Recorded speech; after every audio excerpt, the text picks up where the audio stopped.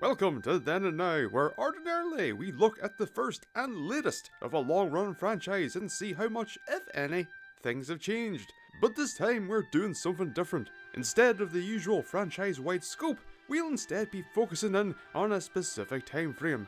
1996, 2003, Tomb Raider, the Angel of Darkness.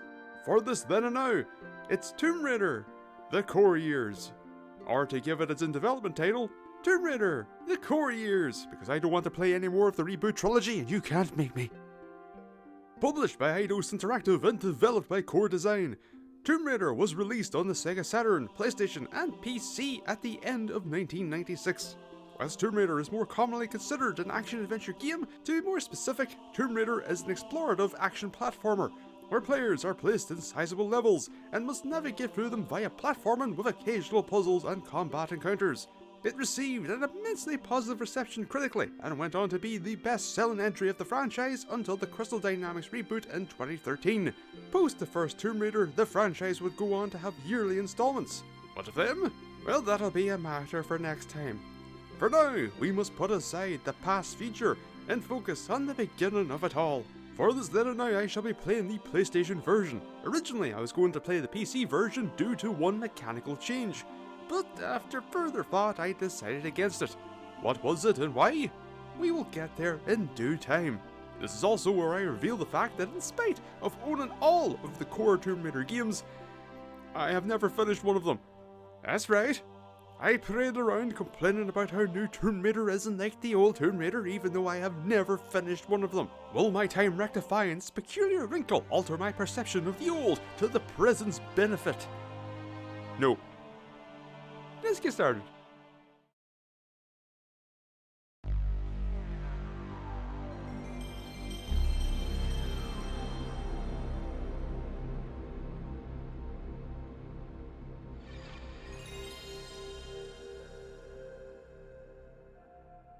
Ooh. It's mandatory. We begin somewhere in Los Alamos, New Mexico. In the distance, a big boom booms a big hole into the ground. Contained within are sparkles and a body inside a cylinder of an ice-like substance. In Calcutta, after a vague time later, Lara Croft sits in a hotel lobby. She's approached by some knob on behalf of Natla, the CEO of a business most big. She also doesn't have a last name, apparently. Wait, hold up, wait, why did she look over her shoulder? She can't. Oh, whatever. Natla proceeds to make it rain, but this old money honey isn't interested.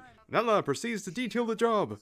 In Peru, there's an old mystical artifact which resides inside the, in Natla's words, the unfound tomb of Qualipec. Yet she knows where it is, and inside we find resources. Unfound.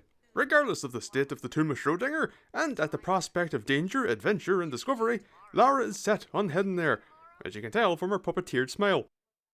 Also, Peru? More like PU, am I right? What I'm saying is we're stopping in Croft Manor first. Welcome to my home. I'll take you on a guided tour. Use the D-pad to go into the music room. You think you can tell me what to do? I'll show you.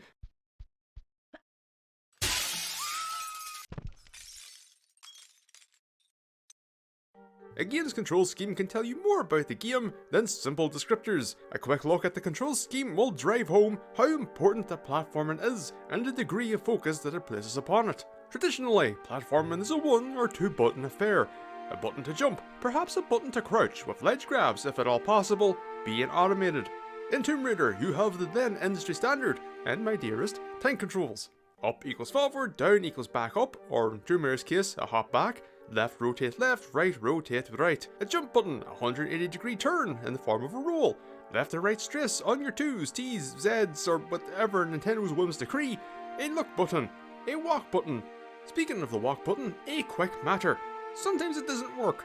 It's very rare, but it happens. Typically after jumping, though sometimes after coming out of a run, Lara will have a delayed reaction to your desire to walk. Oftentimes to my, but sometimes also her, displeasure. And finally, the interact button, which also functions as the tone setter. A ledge grab button. That is all but 3 buttons on the standard controller with navigation functions. The remain face button is for equipping your guns, and the start select, or nearest equivalent, are used for pausing the game and inventory access respectively. Some of this is, of course, born through necessity, seeing as we are a few years off from any kind of dual analog sticks. In terms of how this all comes together in practice, it works, for the most part. Lara's run is quick and her walk walks. The quality of her turn speed and radius is very situational. In wider areas you can run and navigate with ease, but in the more often found tight environments you must treat Lara like a car. Eyeing upcoming turns, moving to the side of the hall that is the opposite of your intended direction, and when the time comes, turn in and aim for the apex. Else you'll bump into the wall and come to a complete halt. The jump is interesting. It comes in two forms, or in a way, three. You'll see, you have your standard jump activated from standing or walking, the long jump activated from running, and the third activated from landing a long jump. For this to make sense, I'll need to talk about the game's construction. Tomb Raider is built on a grid, and the long jump is tuned to this fact. When the long jump is tutorialized, you're advised to walk to the edge of the platform and back up. Note that the back hop is tuned to take you from one side of the grid to the other. So you start running and simultaneously load your jump, and at the platform's edge, Lara jumps. Initially, I put this down as a form of automated jumping, but from testing it, the long jump actually takes one grid space to activate. This brings me back to the mysterious third jump. From what I can tell, this jump's activation is actually half a grid space long. I say from what I can tell because I could not pull it off with any kind of consistency. I did it in succession once, it felt good. It shows that the game is capable of fluid platforming when it wants to. I could not get the timing down. Now, we have been spending a lot of time on land, so let us quickly dive into the swimming mechanics. I feel that swimming in 3D action games is something that we are still somehow trying to figure out to this day. To my surprise and thankfulness, the swimming in Tomb Raider is actually pretty good and quite simple. Once treading liquid death, you push about the surface as you would on land. With the press of the jump button, you are now underwater. Once submerged in despair, your movement controls are slightly altered. Left and right still rotate you in those respective directions, but now up and down pivot you down and up respectively. The jump button is now your forward input. Whilst you're traversing the near clear hell, you still have a couple of things to do. And I mean a couple of things. You can pick items up off the ground and pull levers. This swimming works well for two reasons. One, the movement is responsive, your turn pivot speed is quick, and swim speed is as well. Two, the swimming areas are wide enough so the camera isn't a problem, and if they're tight, they're typically straightforward halls with obvious, easy to navigate turns. We'll get into the rest of the gameplay later. I just felt that we should start off with an overview of our means of interaction. After all, this is Craft Manor. This is where we learn, not execute, and our time at Craft Manor is coming to an end. Cause Lara got wet. Right, now I'd better take off these wet clothes. Yeah, you do that. In Peru, on the mountains, Lara and a guide make their way to the entrance of the tomb. Lara, in totally appropriate attire, scales the 2 to 3 story doors and opens them via a hidden switch. But then, the guide is beset upon by wolves. They hunt in packs, don't you know? Lara, taking her sweet ass time, cuts the rope. Falls, kills the pack, and he's dead. Jeez. Also, look forward to never being able to fall from that height without the accompanying sounds of... Well, this camera angle's a choice. We make our way through the cave, elude spooters, fight bats, desperately try to climb a ledge that feels like it just maybe I can get up there. Find an obvious platform and do that. Perform platforming on said do that. Yeah, it did the thing. Find a wolf, shoot the wolf, cross bridges that look like they should break yet don't, and discover our first save point. Wait, that's not right.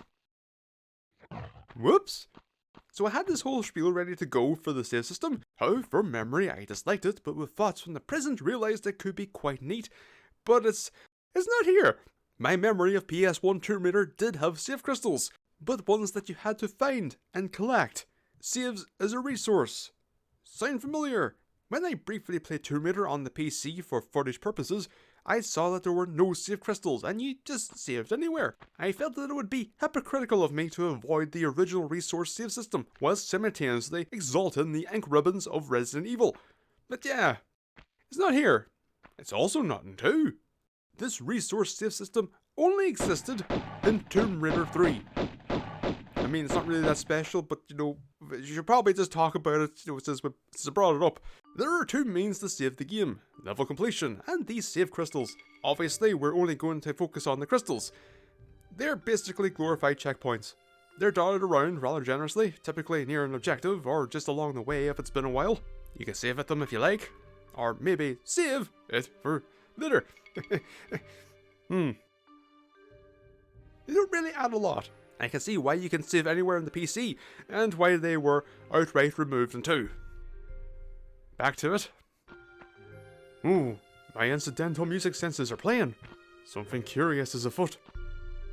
Aha! I see you, wall spooter. Yup. We continue through the tomb. Is this actually the tomb, or is it like just the surroundings? Whatever. We reach a totally on the up and up floor that becomes totally on the down and down. Fight a solitary wolf that didn't have a hope in hell, and casually make our exit. Unlike before, we are not tasked with simply travelling from A to B. No. Instead, we must explore a small village, or is it a hamlet? It's very small. Regardless, we need a key for a door. On our hunt, we find more bats, sneaky wolves, unsneaky wolves, sneaky bears. Oh,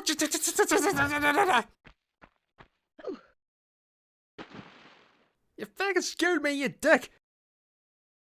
Yeah, up yours too. Happy walls, magic floors, a goddamn nightmare. Oh god, where's the exit?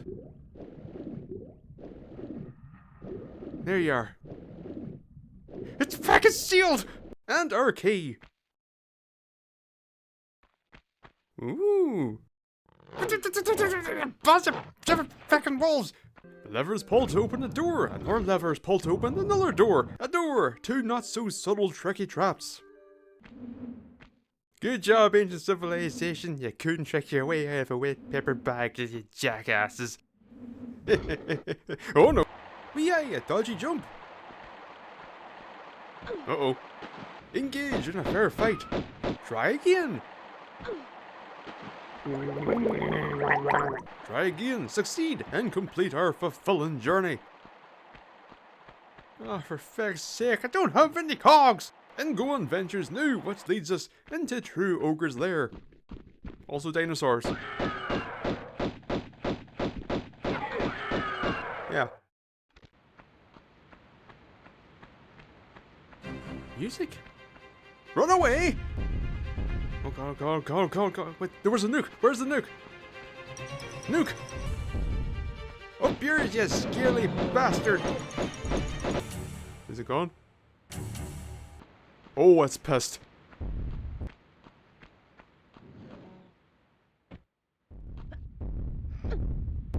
Oh god, it emanates pain! Running away, running away, running away. Oh dear.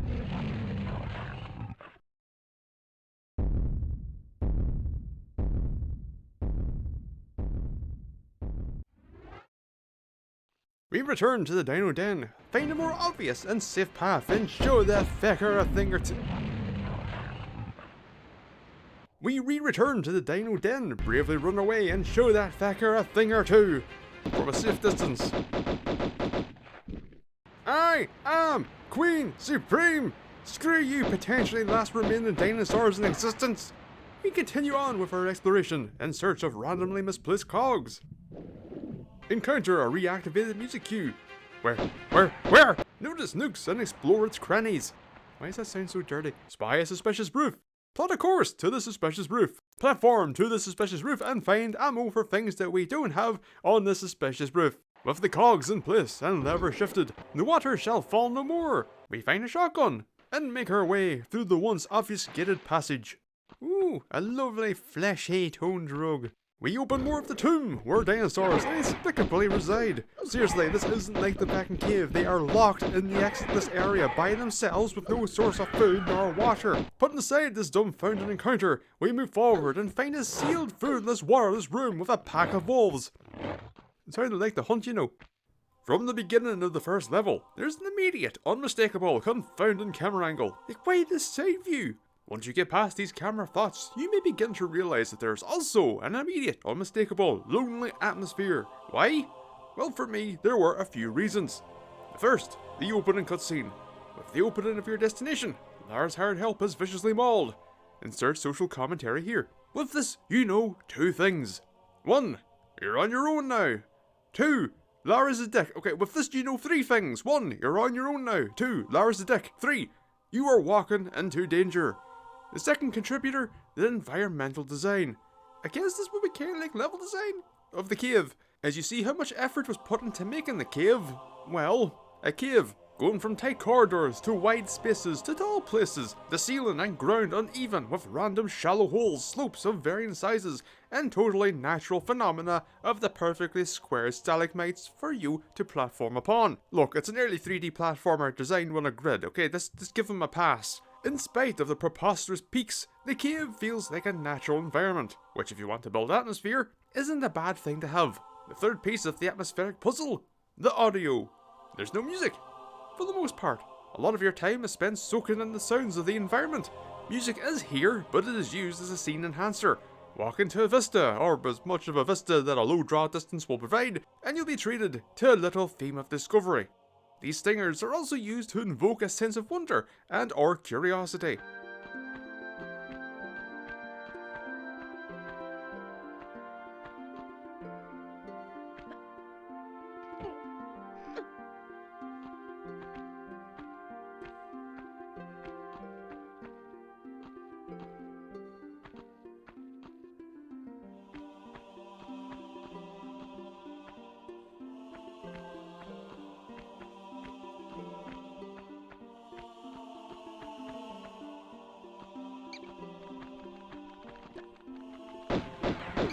Bad. It sounds a little feel that we're telling you to feel, but really it doesn't come across that way. This feeling of seclusion is a reoccurring one throughout Tomb Raider, but it's not the sole atmospheric quality. When you reach and enter a civilization of the past, the game can take on a more tense, if not haunting feel. This again is due in part to the design of those areas and sparse use of music, as you traverse the tight halls with nothing but the sounds of your feet full in the air. As you make your way to the deepest depths of Tomb Raider, there's also another, more substantial, total change, and atmosphere turns to...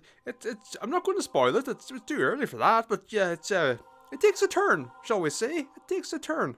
Unfortunately, it's not a successful bound and leap after a successful bound and leap for the atmosphere. It stumbles when 2 things meet. Your brain and the video game having to be a video game.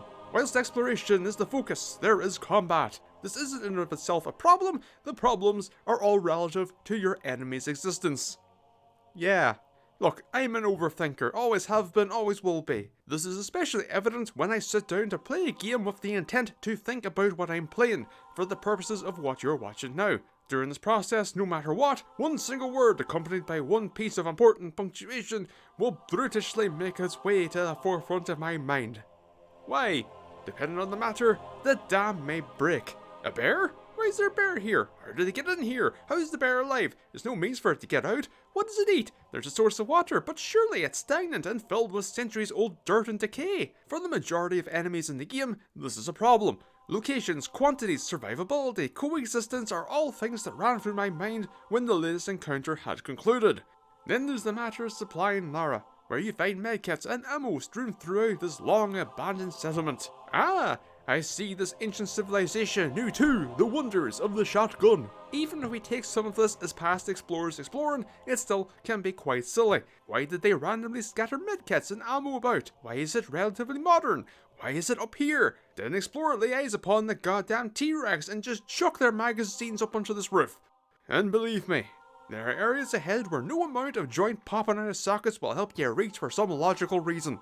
Does this destroy the game? Not in the slightest. Am I insane? I'm not going to rule it out. But I do believe that it detracts from the game's atmosphere, and outside of mere complete removal of the combat, I'm not entirely sure how you would get around it. Regardless of my nice self-destructive, insatiable inquisitivity, all these years later, Tomb Raider can still invoke and sustain a strong atmosphere, be it one of loneliness, curiosity, wonder, or a mix of everything. Just don't question it. Guns at the ready. I'm fucking ready for yous. Aha! What? What am I Moving on. We grab the ski-on and make our exit.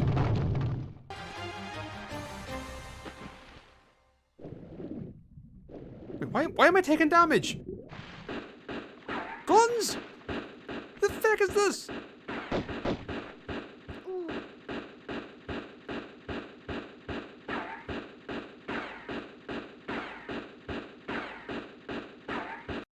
Oh, just feck off! Post flipping the game off, it's a one-on-one sassy conversation with Larson. You want to keep it so bad? I'll harness it right up your... Betrayal has occurred, and it turns out that not only was our objective only a piece of the skion, Netla has also sent one Pierre Dupont after the rest. With no clear direction, Lara ponders her next move, and also does the cool thing. I don't know where his little jackrabbit frog legs are running him to. You'll have to ask Miss Natla.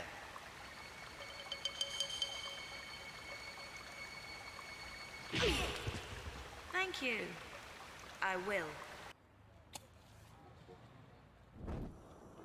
Utilizing preposterous physics and architecture, Lara infiltrates Natla's business HQ. Uncovers documents documenting and an old book of a resident of the monastery St. Francis's Folly, inside of which are words of rumour. Rumour that underneath the monastery, one of the 3 rulers of Atlantis, Tehokan, is entombed alongside a piece of the Skion, which raises some questions, for me anyway. Just how well known is Atlantis? It's not just, oh, the mythical land of Atlantis. It's, oh, aye, Atlantis, you know, while Tehokan may be under here. Mad, isn't it, that we might have one of the 3 rulers of Atlantis underneath us, you know, with a piece of the Skion, aye, the piece, it's not all one thing, you know, it's in pieces, you know, aye. Regardless of my indignance, Lara makes her way to the monastery and finds evidence of Pierre's presence. Yeah. You litterbug. We enter the sandy-columned monastery. We fight big cat things from a safe distance. Fight apes, do lever stuff, encounter the bean bastard, deter the bean bastard, platforming, slidey slide, swimmy swim, and arrive at, oh shit! We do it all again and return to the tower room, carefully, and are immediately accosted by bats. Stop! Get off the camera! You're not fucking hell! Well, at least let's save this time. We slowly, carefully walk around this tower, find, slowly approach, and pull a lever, which results in the opening of the Thor room. Why is there a Thor room? I looked it up. We're supposedly in Greece. If the St. Francis of this monastery is one St. Francis of Assisi, then why is there a Thor room in a Catholic monastery in Greece? And why is it overrun by big cats, apes, and a single Aladale? I know I said don't question it, but good God, this is so much so fast. We pull the lever again and go to the bloody Thor room. Why is this? Ah, Thor room. It's random. See, it hits the metal. Did we just go for it? Run! Lever! Can you drop and catch? I think that's a no. Lever! Save! Thor room! Shock! Peculiar panel! What the hell's this?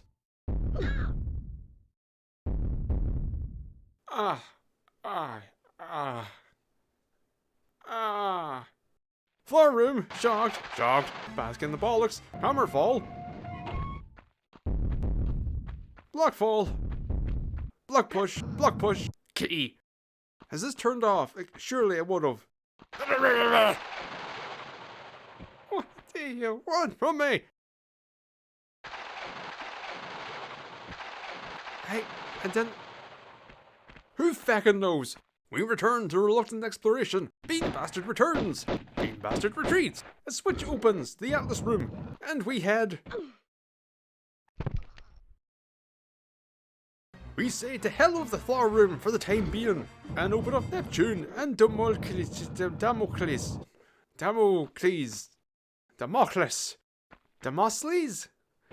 Demo. We open up Demo. In Demo, we're terrified and dancing with shadows. This is some bollocks right here. Find another key and head back.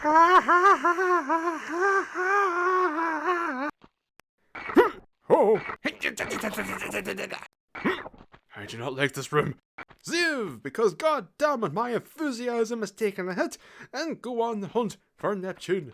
In Neptune, which I totally recorded the finding the entering of and didn't at all forget to start recording again after I stopped, which wasn't due to constant falling, screaming and leg breaking, wherein we find a worrying sight. Get pulled into the depths, pull underwater levers, grab another key, reopen Atlas. Ah, at last. Look, it's been a tough time, okay? Spot traps, most obvious. Get bonked. Arsehole, get us the final key, and head for the mighty Sometimes you just gotta laugh. That time isn't now. Key, save, key goes in, let's go. Oh, god damn it, which one? You. With the key grabbed once more, we finally make our way back to the big door of progress.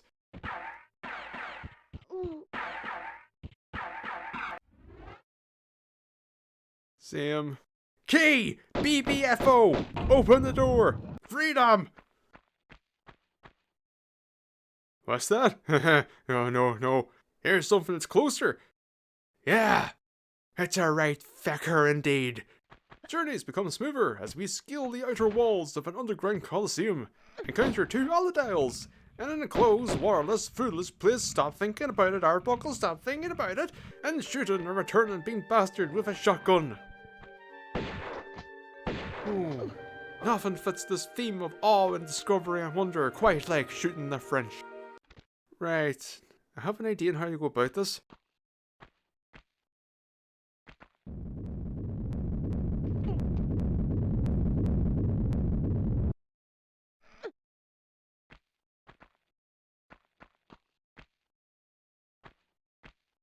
Camera? I can't tell the...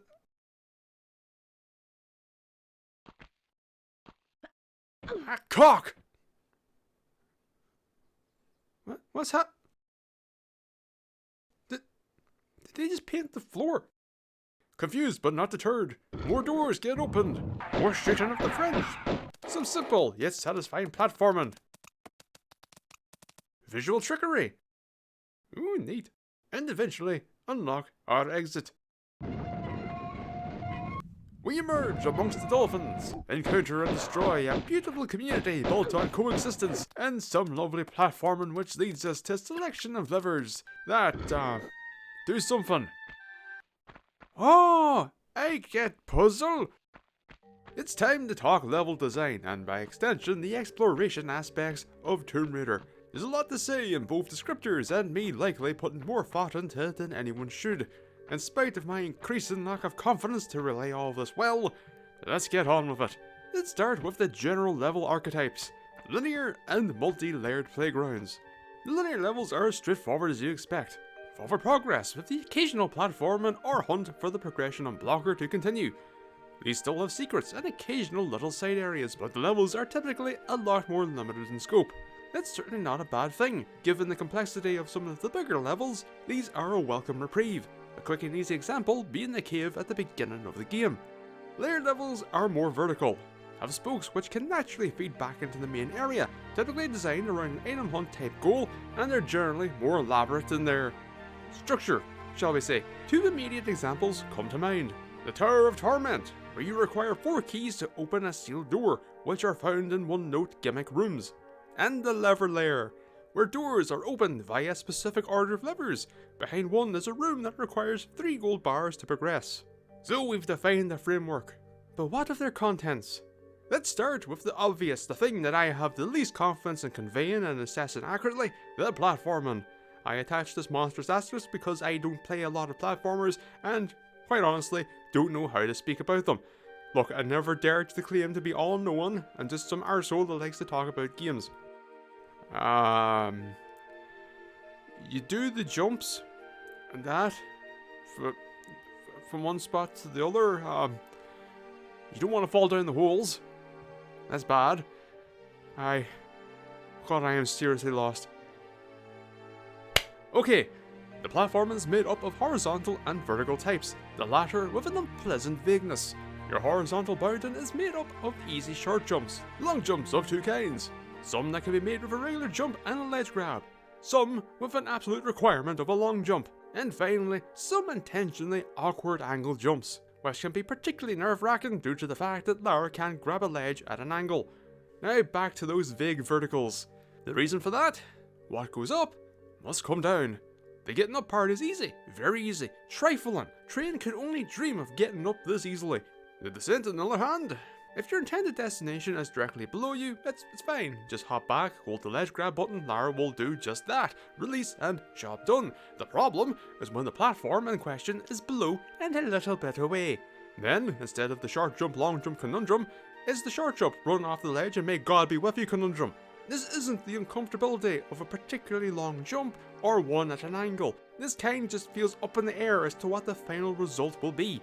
Perhaps, as with regular horizontal jumps, it would eventually become second nature, but these instances are so rare that it never gets the chance. Whilst hop skipping and jumping across gaps, you will inevitably hop skip and jump towards a puzzle.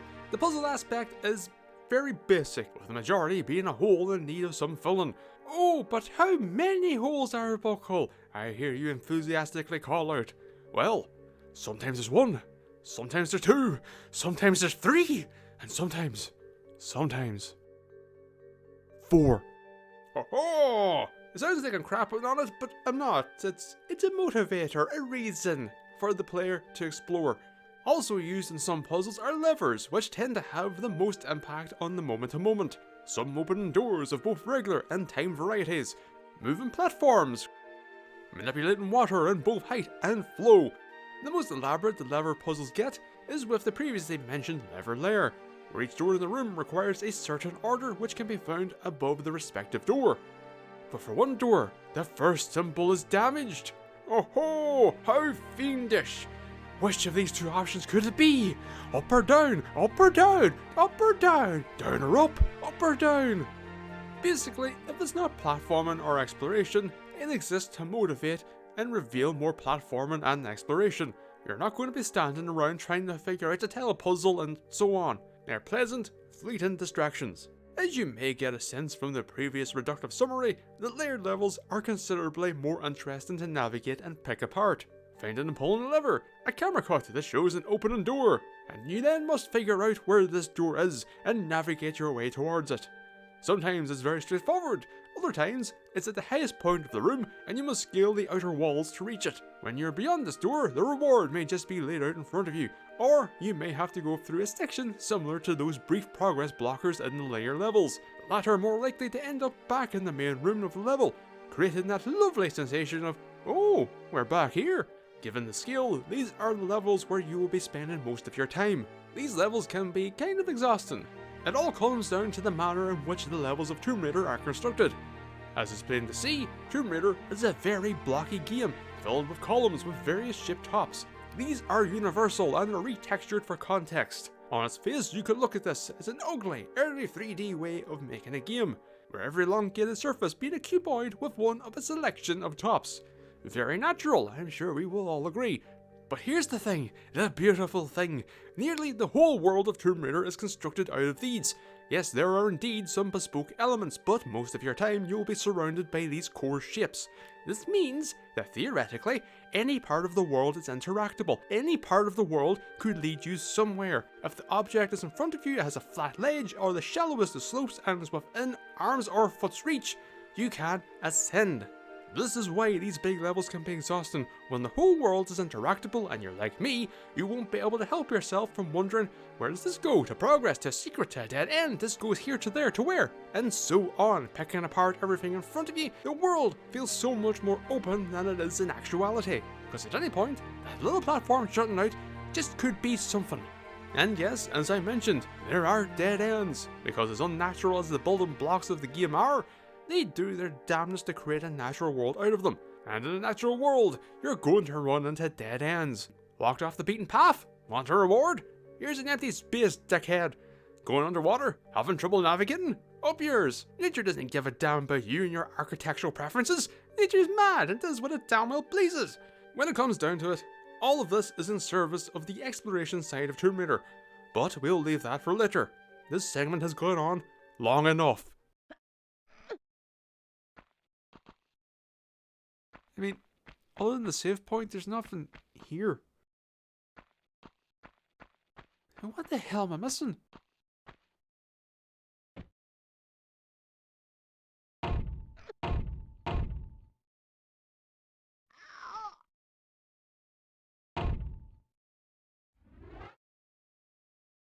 Huh.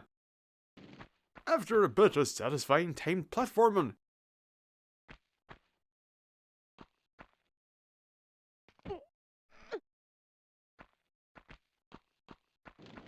Ooh, that was satisfying. The final bar is grabbed and we make our way to the folder of progress and insert. No. What? What do you mean no? Hand! We lay our lid on the palm of Midas. Oh, this is going to take a while. Insert and head forth. Hey, come on. Over there.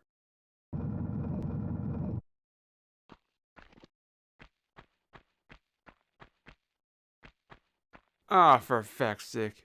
Our news playground is revealed, depending on how you look at it. We partake in the standard practice of killing everything from a distance before doing anything else, and proceed in the manner that we have done to this point. Jumping, climbing, picking stuff up, shooting the French. Still shooting the French. Really shooting the French. Seemingly, infinitely shooting the French.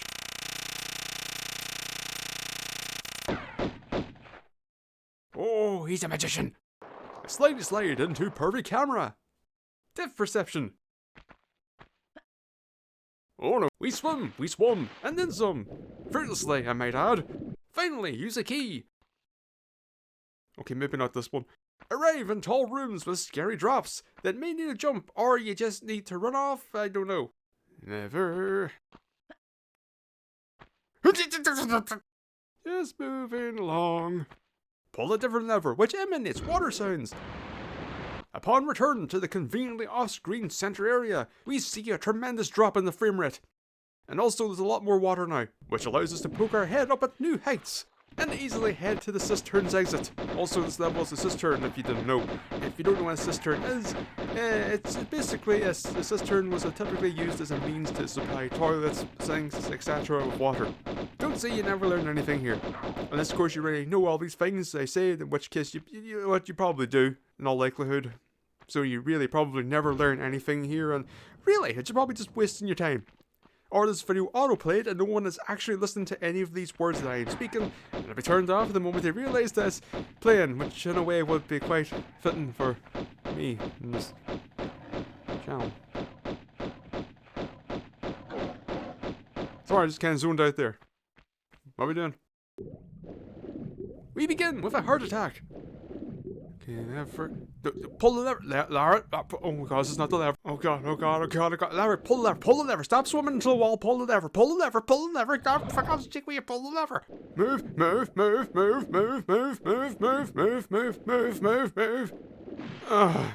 Continue to what's possibly the most specific trap placement we've seen yet. Pull an underwater lever. Swim in a natural manner whilst being hurtled across the room. He's back, I guess. We shoot him twice. Get him off camera. He's gone. The magic is no more. Make another of those vague drops, and Lara doesn't catch the ledge for some reason. Shit. Continue to what's possibly the most specific trap placement we've seen yet. Seriously, this pendulum axe is positioned in a way that it can only hit this spot. This spot, which is a balcony with a jump to a doorway. There is no rubble below here to suggest that anything fell away. From this, we can only ascertain that these series of jumps was the intentional architecture and intended pathway of this room. Make water go up. Make Lara go down. Erroneously. Make water go up again. Make Lara go down again. Correctly. Kill a more peaceful community between apes and lions. Do jumps, do grabs of ledge and key varieties, and look, we are approaching the final third of this game and I am now void of ways to say and we do Tomb Raider stuff. Like, I admit it hasn't exactly been great for the past while either, but still, this isn't a dig at the game, it's just, surprise! You do Tomb Raider stuff in Tomb Raider. I'm just going to speed through this from here on, right? Block, pull, door, open, grab. Pull, open, grab. Pull, open, grab. Pull, open, grab. Push, open, slide. Swim, look. Swim, look. Swim, look. Slide, jump, grab, open, swim, grab, open. Swim, grab. The fuck is that?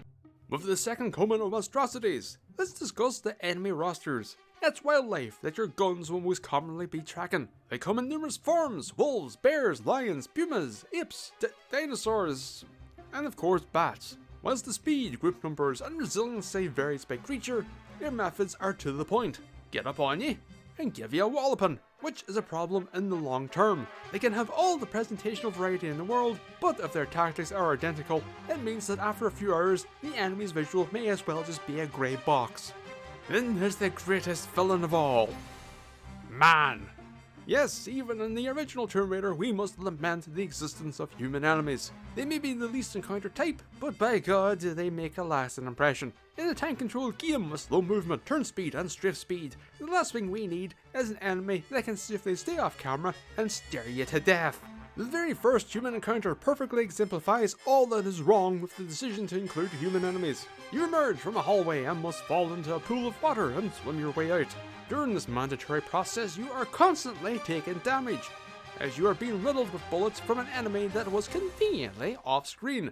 Then you must slowly climb out into the completely open and coverless space and proceed to shoot and devour healing items as needed. It's not long after this that you encounter the second human enemy, the Bean Bastard. This fight fares better due to the fact that there is cover, but it's still not at all enjoyable. You're still going to take damage, and the encounter plays out in the stiffest, clumsiest manner it possibly could. It's feckin' awful. There are indeed more human encounters ahead. These are more styled after the first boss fight. However, unlike that one, you are considerably better equipped, and these fights take place in much more favourable locations. And finally, there is a third faction. You've seen two of them so far, one of them in action. I won't show them off because, well, let's just say they're a marriage between the wildlife and the human enemy types. Make of that what you will. Post getting a centaur-looking fecker with an arm cannon, the Bean Bastard makes himself known for the final time, as he is finally gunned down. Among his droppings is another piece of the Scion. With a little wandering, we end up in the tomb of... It's been so long, what... Rumour amongst My fellow brothers is that entombed beneath our monastery is the body of Teokan. Teokan! That's it! We're in the tomb of Teokan!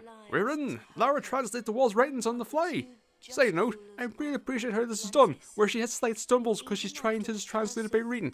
Nice touch. Here lies Teokan, one of the two just rulers of Atlantis. In short, Teokan ruled here, didn't do the dirty, and died.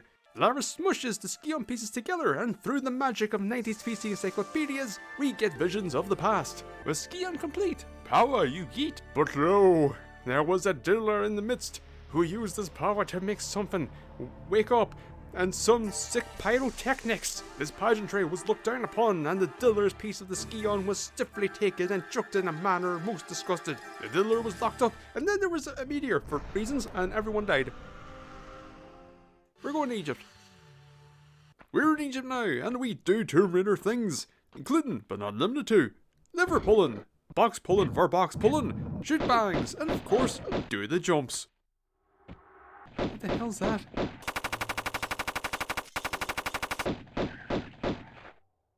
Indeed. We come across a column that's in need of filling, with our goal presented. Or has it? I get immediately lost. Seriously, I was in here for far too long, it's no excuses. I just, for some reason, didn't think to look behind the flat-faced Sphinx. With more of, but not limited to, the aforementioned, we traverse aesthetically lovely rooms. In a room of darkness we turn on the light, gun down immortal pumas that may have been stuffed away for many centuries, partake in a thrilling combat encounter, and just walk through some doors to close out the level. It's pleasant. With a new beginning comes beacons at the past, boxes of push-pull in the now, and the promise of a wet future. Behind those boxes, paths aplenty. Well, as many paths as there are boxes. There's 4. Well, 3 in a way. One gets us wet. One gets us nimdibs on the path to platforming. One gets us a dead end. And one gets us on the other side of that dead end. We're beset upon by another of these aggressive arseholes.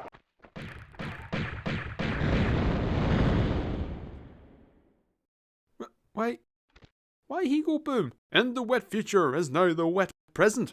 We've established the controls, combat, and level design, so it's time to throw them all together and see how it works in practice. It's time to explore the world of Tomb Raider and possibly my boils with my head. To explore Tomb Raider is to observe, decipher, pathfind, and generally see what's going on just over there. It's a slow process. Very slow.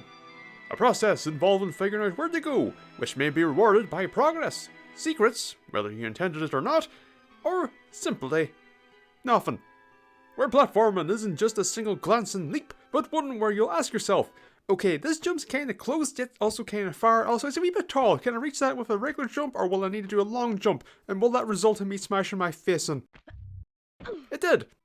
And levels that were designed to be as natural as possible, even if it gets in the player's way.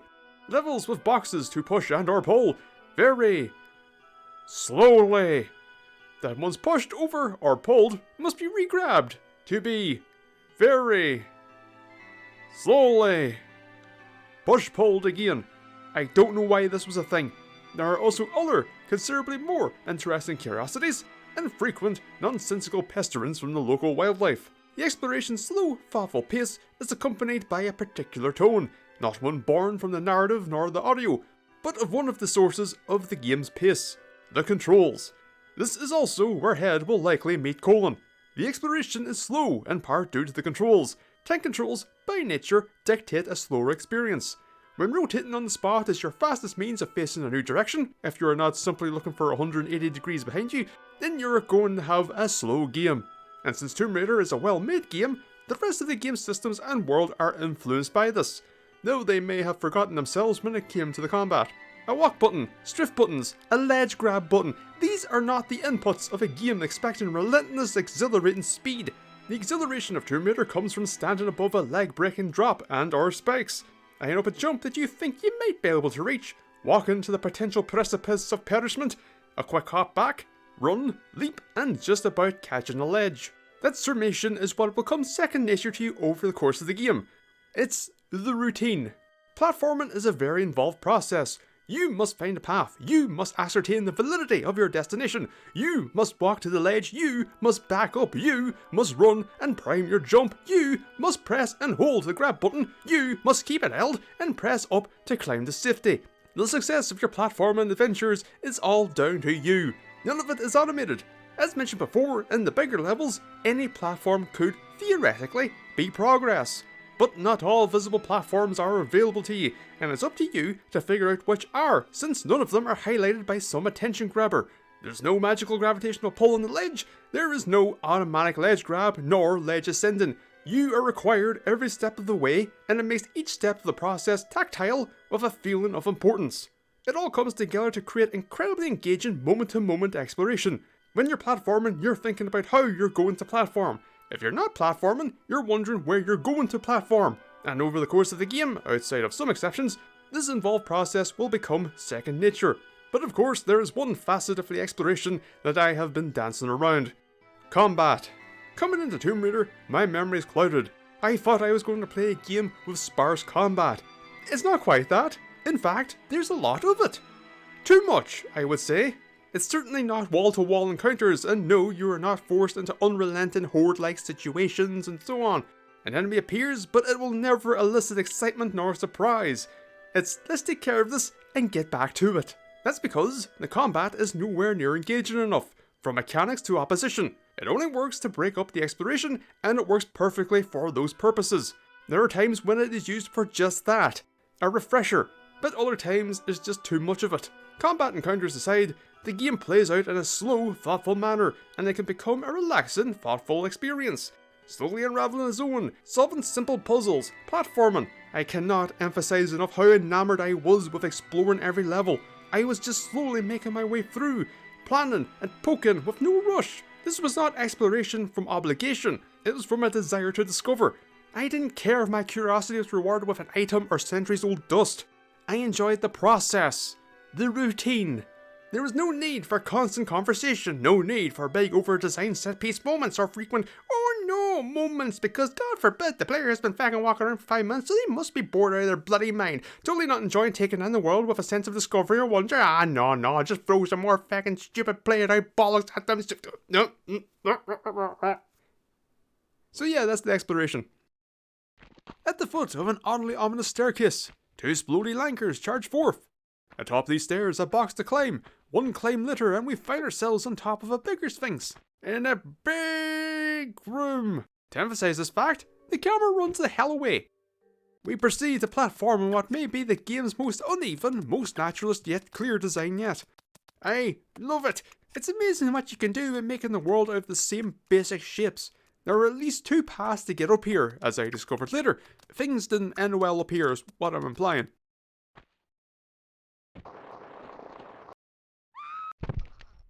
With high altitude levers pulled, aerial assaults begin, and scary platforming quickly follows. Seriously, this is one of my favourite rooms in the game. It had the most, oh, what's this? Where does this go? Is that a path? Oh, it's fucking great. I don't know what I'm doing. Oh!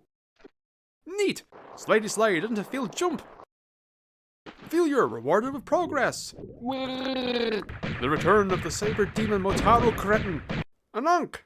The Ankh gets anchored, and often something happens. Huh? Ah. And so the hunt for progress begins. Oh wait, it's right here. Following a well-judged jump, if I do say so myself, the fight of the century takes place. Trust me, some really cool stuff is happening. It's the sickest shit. The box is pushed and pushed. Ah, oh, for fuck's sake, not again. Get Ankh, please Ankh. Go into the Sphinx and suffer a panic attack. Legitimately. I freak the hell out. I have a phobia of deep bodies of water, and the combination of falling into it unaware along with the technical shortcomings of the PlayStation creating a bottomless effect. The sculptures conveyed a large scale, and I just lost it. Not happy. Not happy. With nerves calmed, we plumb the not-so-bottomless depths. Lever! Suction! A magical zone of wonder!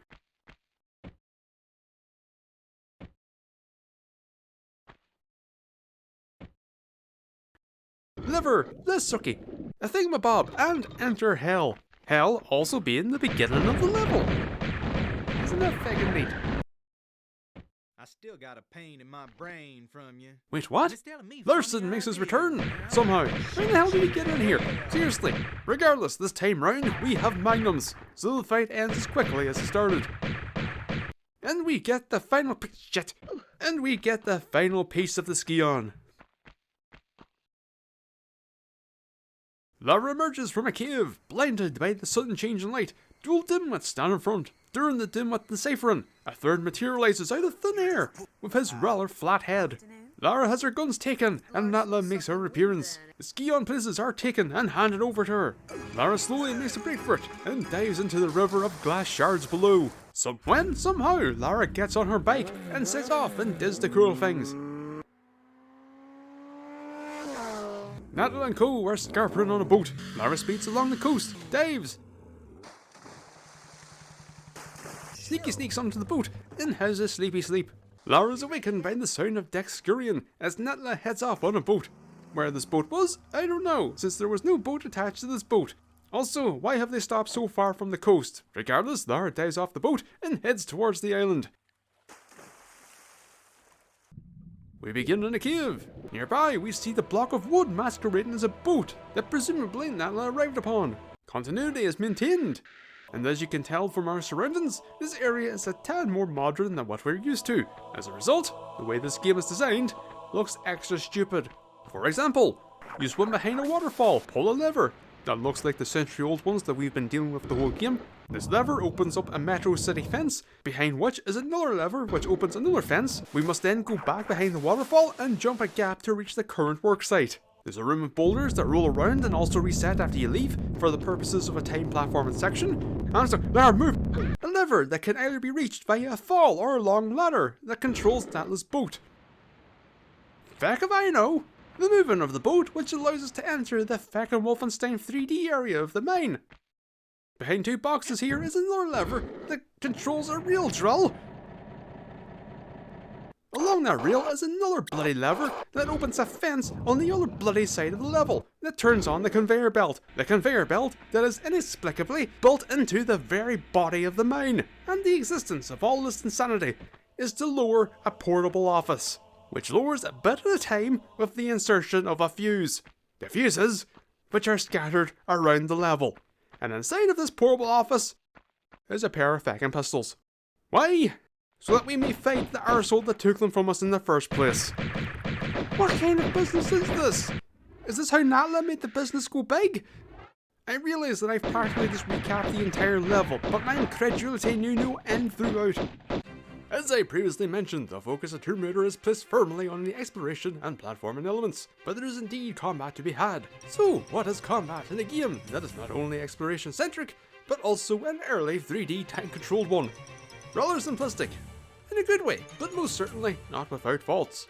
Combat is handled entirely through guns. The lineup is pretty standard. The trademark pistols, shotgun, Uzis, and dual magnums all require their own respective ammo types, barring the dual pistols, which are not only infinitely stocked, but as the rest of your arsenal, also don't require reloading. As you may have already assumed, these are your weakest option, but by no means inadequate. Once you initiate combat, your interact button becomes an interact solely with the gun trigger button. Yes, that's correct. Only the gun triggers, no picking up items, fiddling with switches, etc. As you'll assume, no, you may not ledge grab either. This creates a hard divide between exploration and combat. Yes, you can still indeed jump in every direction, so light platforming is still an option, but inevitably, those guns will have to be stowed to progress. One of the things that I love about the combat of Tomb Raider is the aiming, as in, the lack thereof. With arms drawn, Lara automatically targets an enemy. Can't tell the logic behind it, it's probably distance related, but she targets an enemy regardless. I appreciate this for two reasons. 1. I don't have to fiddle with dodgy pre-dual analog stick aiming systems. 2. This makes the combat flow a lot smoother and encounters generally resolve themselves rather quickly, making combat feel like a punchy interlude to break up the exploration. The lock-on is also stupidly strong. Once an enemy is in range, Lara locks her eyes to it and won't stop, no matter the distance nor obstacle in her way. As much as I enjoyed the automated aiming, it stumbles in group encounters. Quite simply, it's not smart. As I said, you're permanently fixated on it as long as you are shooting. That's fine. You just release the button and you'll stop. The problem, and it's a minor one, is that once your target dies, Lara will not acquire a new target. She will just continuously unload on that corpse. So that's how the combat works. But the important part, how well does it complement your opposition? The majority are ground based with the occasional bat. Not so much flying or flapping, more like mindlessly thrashing towards you. They are just as straightforward in their tactics as they are to deal with. However, it's when speed and group numbers are high when things take a clumsy turn. In 1-on-1 or 1-on-2 situations, you can typically navigate a fight handily, running and jumping in every direction whilst dumping whatever projectile dispenser is in hand. At times it can look cool, graceful even. Most of the time it's a visual insanity and Lara becomes a ballistic bouncy ball, but you are still very much in control. High speed with 3+ enemies. It's here where the game demonstrates that something that resembles quick combat when paired with tank controls isn't really a good idea. Groups run around, leap at you from any direction. You jump around, but in all likelihood just end up beside another enemy. Put this in a tight or precarious environment and you'll find jumping isn't what it once was. Along with this is a camera that, if Lara ends up in the wrong place, will be lodged in her spine or give you a heroic action shot and you have an experience that teeters towards frustration. And that's not to say that 1-on-1 encounters are always smooth sailing. There are times when an enemy is flung at you in a short tight space, meaning you somehow need to create space between you and your target. And seeing as Lara does not have the ability to bend space and time to her will, that means you'll have to run, which isn't as simple as it should be. Really, one of the problems with the combat is the lack of any kind of proper defensive measure. Again, in an open environment, you'll be fine, but in tight ones, it just feels like you have to take the damage and deal with it. This is all only relevant if you actually enter some form of even ground battle. Tomb Raider is a very vertical game, with many overviews of your newfound playground, which tend to have their fair share of boxes, block columns, etc. Combine this verticality with the extremely powerful lock-on system, and, if you're like me, combat will be rather unsporting indeed. If you sit above it all, hold down the fire button, acquire a target, and see as Lara does not have the ability to bend space and time to her will, that means you'll have to run, which isn't as simple as it should be. Really, one of the problems with the combat is the lack of any kind of proper defensive measure. Again, in an open environment, you'll be fine, but in tight ones, it just feels like you have to take the damage and deal with it. This is all only relevant if you actually enter some form of even ground battle. Tomb Raider is a very vertical game, with many overviews of your newfound playground, which tend to have their fair share of boxes, block columns, etc. Combine this verticality with the extremely powerful lock-on system, and, if you're like me, combat will be rather unsporting indeed. and play the waiting game. Repeat until the room is cleared. Not flashy, not really that stimulating, but it certainly works, and I didn't get hit. For me, the combat systems are ideal in concept. The combat isn't the focus, it's a palate cleanser, so the semi-automated nature of it typically means you get through it rather quickly and effectively. But it can so easily turn into a mess from an unhelpful camera, ill-fitting environment, and at times encounters not fit for the input method. Up yours, asshole! We'll get those Maggies back. Onwards! To save point preferably. Ain't nothing personal.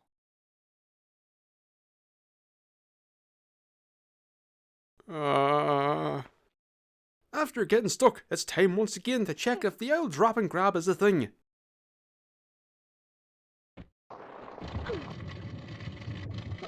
No, even when it's certainly what it looks like I have to do.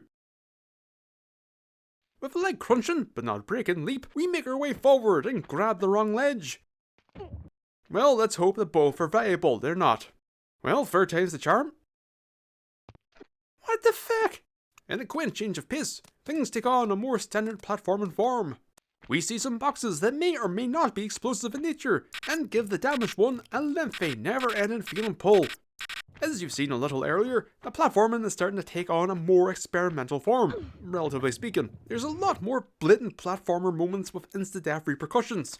More uses of odd angles, both in the tile and jump directional senses. Given the relaxed feel of the game to this point, this gives the moment to moment a little more threat, and this newfound of escalating danger is actually a nice change of pace as we make our way towards the end of the game.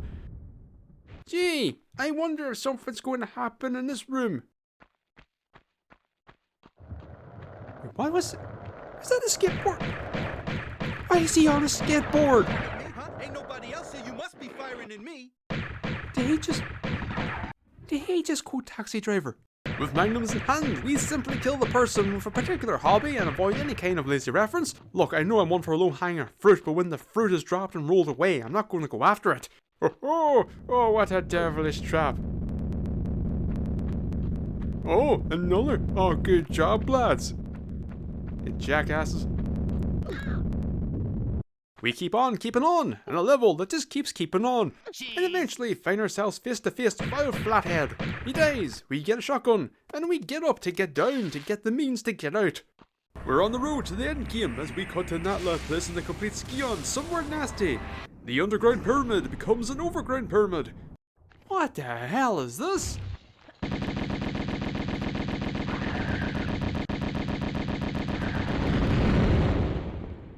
Well, this is certainly taking a turn. We explore these fleshy, veiny, throbbing halls. Take part in more platforming-ass platforming. It's a good time. Walk through, skin-layered halls.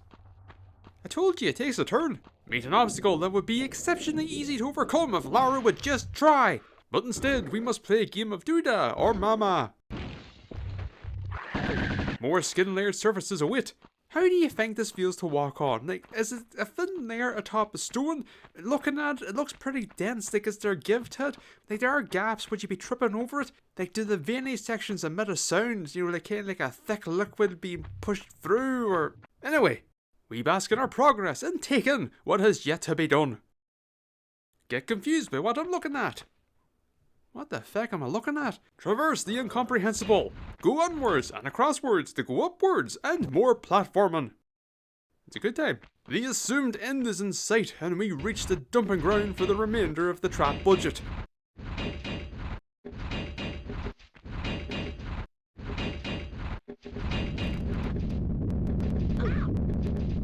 It was like a sensory overload for traps, because I couldn't deal with it. We happen upon massive chairs of T, Q, and N varieties. Call a peck. Token. N. They must have had big arses. After doing what we do adequately. What is... It's me, but with bigger eyes and very naked.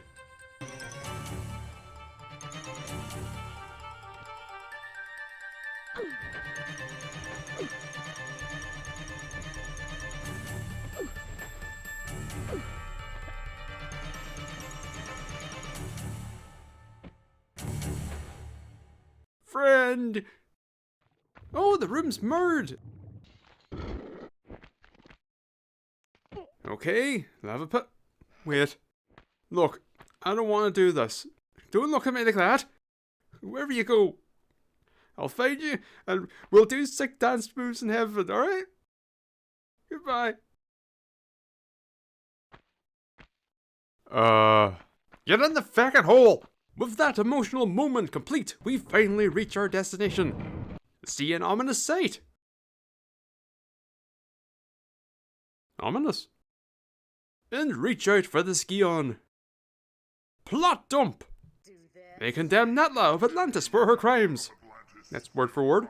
It's like they couldn't just say Natla. No, the player mightn't put two and two together.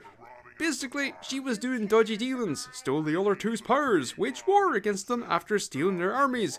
Oh, and she was experimenting with the creation of life, aka the arseholes that we've been dealing with. She is then cryogenically frozen for all intents and purposes.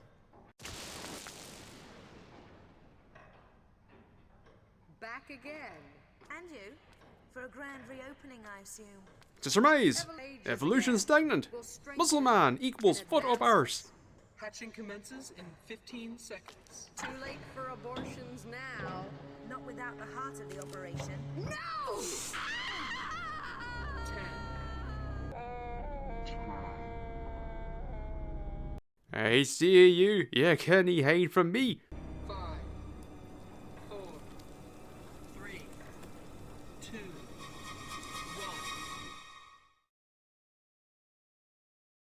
Wait. We're in Atlantis? Narratively, Tomb Raider is kept quite simple and very rigid in its placement. After the conclusion of a region, you are treated to some kind of advancement in the plot, in the form of Lara's story, backstory revolving around the Skion and its origins, or simply getting from A to B. In a game 15 levels long, this sparse, fixed plot planning only has 6 points to tell its story. Though they do add 2 cutscenes prior to the final level, and it's a good thing that they did, since it contains now the entirety of the plot. The opening has established Lara, Natla, and the Skion. The end of the first block is Natla's betrayal, backstory, and direction. The second contains more backstory and direction. The third advances Lara's story and gets us from A to B. The fourth does all the heavy lifting with explanation, revelation, and motivation. And the ending is an ending, nothing of note, just a goodbye. When playing the game, I started to feel that I didn't have any direction and that we were just moving forward. But upon rewatching the cutscenes, it's actually fine. The problem that I ran into was that the time between story beats was so long that details got lost. Each story segment lasts up to a few minutes. The time between those brief and light sections can be a few hours. On the whole, I like the sparseness of the story, but it definitely could have been executed better. But as I said, I appreciate the form that the story takes, as an intriguing framing device instead of trying to be a dialogue-stuffed, character-driven narrative. What the fuck is this? Alright, get the doozies.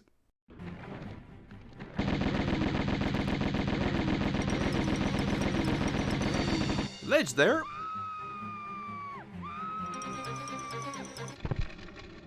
Let's try that again, shall we? We take part in a battle for the ages.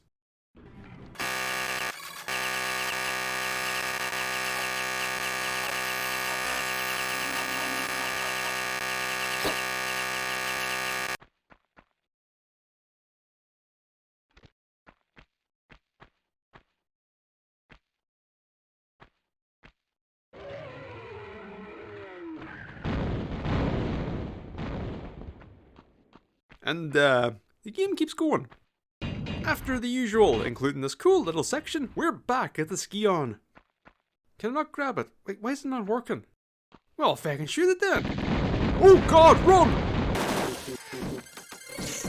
Oh, wrong way. We leg it across and down Throbby Hall. It's the wrong way. We make our exciting escape by performing kinda slow platforming sequences. Alright, wait for it to go Yeah, here's the thing. Oh no! Skion, boom, shake, shake, shake the room! Gives the impression of a timed escape sequence. But it isn't. It's actually, like recently, a more platformer-centric level. As with then, it's cool to see Tomb Raider just being a platformer, though it does venture into trial and error territory. The worst instance of this being this one. You're in a straight hall and you're presented with two paths, both with a boulder. For the one above, you just run. The one below, though, the path above isn't an option. So, do you jump across and then jump back? No, because the boulder triggers as soon as you're off the ground. No time. Okay, since the activation zone is so close, do you drop off and climb back up? No, Lara's too slow. Well, that only leaves one option now, doesn't it? We must jump until the ledge grab. To some, this might be the immediate choice, but to me it was not. Because logically, Lara would not have any fingers to which to continue grabbing with. Also remember, this version of the game featured save points, so whilst this section of trial and error is an interesting change of pace, it makes for a more frustrating experience with the save system as it is. So we platform on! Day! And guess where the last save point was?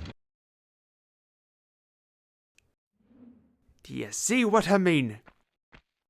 Second time round, failure! But failure is progress, so can't complain. When all of a sudden, a winged Atlas swoops in and proceeds to perform aerial dumpings. It's as out of nowhere for me as it is for you. But with our 3,000 shot doozies, I feel like we'll probably be fine. Atla goes down, but she's not out. You can't bump off me and my brood so easy, Lara. She is stuck though. What you gonna do? What you gonna do? You can't do shit. You can't do shit. What you gonna do? What you gonna do? She falls once again, and we ascend and make a... Oh dear. With space acquired, we ascend some, drop some, ascend again, and slidey slide to freedom. Lara stiffly runs away from the Rally Lump explosion, gets on the boat that we arrived on, and leaves.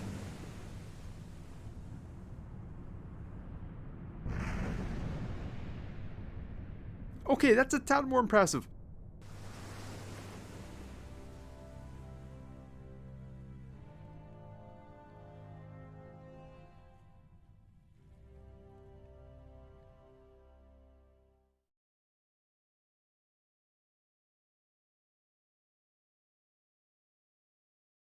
And that is some exceptionally short credits.